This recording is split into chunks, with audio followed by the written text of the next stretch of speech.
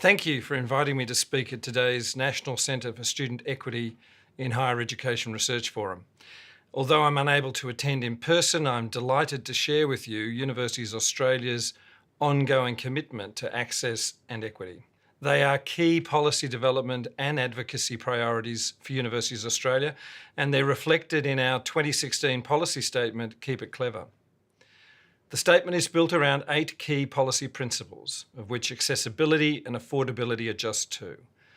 The statement emphasises that every Australian, regardless of their socioeconomic background, their postcode, ethnicity, gender, disability or religion, with the ability to successfully complete a university qualification, should have the opportunity to do so.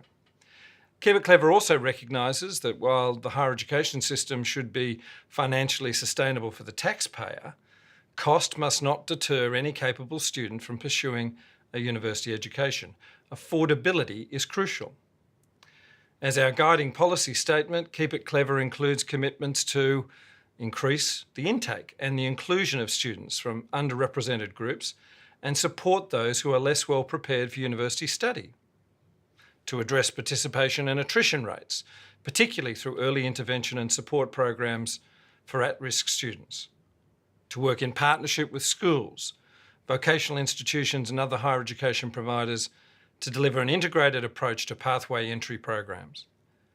Specifically, Keep It Clever calls on government to provide sufficient funding for programs that seek to lift the participation rates of equity and underrepresented groups by providing support for capable but academically less well-prepared students. In recent years, there have been encouraging improvements in equity, access and participation right across the sector. UA believes it's time to build on that success. As the peak body for Australia's universities, we're building on our commitment to policy development and advocacy in equity through a number of initiatives, including work to develop an equity policy statement to guide the efforts of the sector in providing practical recommendations to government.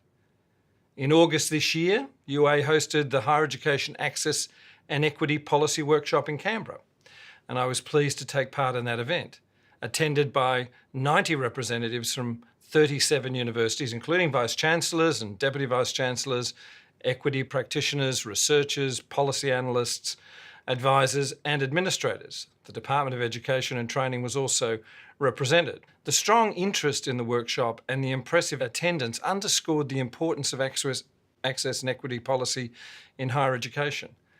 Although topics were wide-ranging, discussions centred on 3 key areas. Firstly, access to university for people from underrepresented groups. Secondly, ensuring the success of these students once they're enrolled.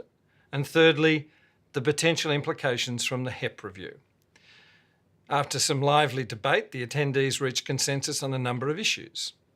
With regard to access, the delegates agreed that there's a place for equity targets within the sector, but targets need to focus on the right groups. Delegates emphasised that targets should be prudent but ambitious. It'd be useful to have the Department of Education and Training commission a project to examine the participation of existing equity groups. Calls for government funding for access and equity initiatives needing more support for long-term and sustainable approaches. Barriers to higher education are long-term challenges that require a steadfast solution. Successful interventions take time. There is a role, of course, for best practice policy and that governments should look to parallels in other sectors, such as health for long-term solutions. Similarly, universities also do more to share successful best practice protocols is essential. The narrowing of outreach programs within the sector also emerged as a particular area of concern at the workshop. And participants agreed that outreach programs should have a wider focus beyond schools and school-aged children to include mature-age students who missed out on educational opportunities while at school. Furthermore, broader outreach approaches can benefit entire communities and normalise university education where it's been exceptional or has just not been an option. Workshop participants agree that access to higher education would benefit from greater consistency in enabling and pathway programs. Current enabling programs vary in course length, difficulty and scope. And this is confusing for students, especially given that universities are not consistent in their recognition of prior study for admission or for articulation. Clarity in the purpose and design of these programs would also benefit sub-bachelor courses, especially if university places are to be increased. In supporting best practice in equity and access, universities must remain responsible for their admissions processes.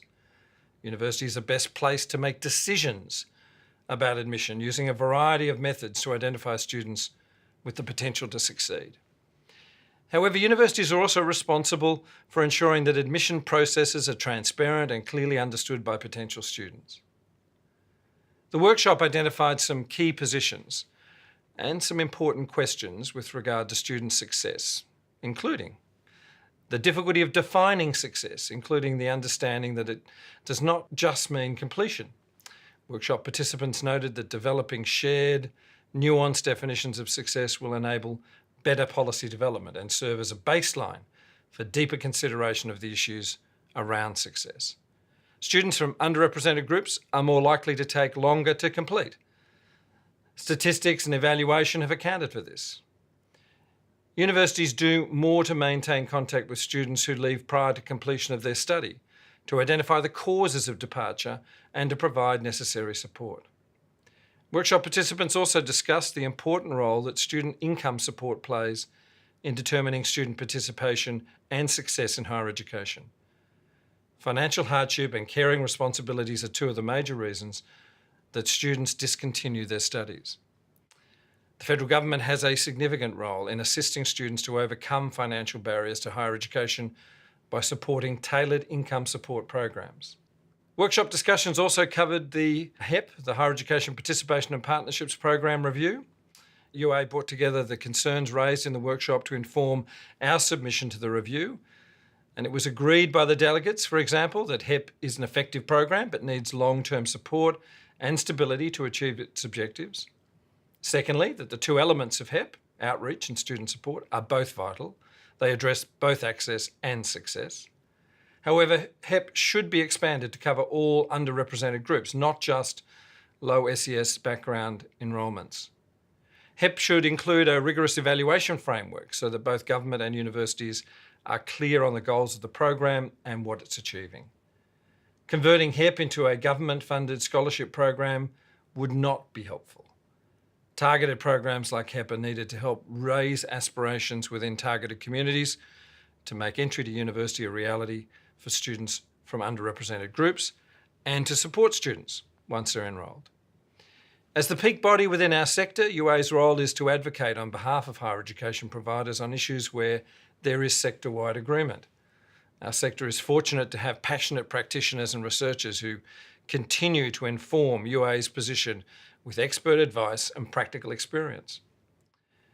With their support, UA is keen to continue building on our current momentum, and we're committed to the success of equity and access initiatives well into the future. Thank you to Professor Sue Trinidad for the opportunity to address you today, and I wish you a very, very successful forum. Thank you.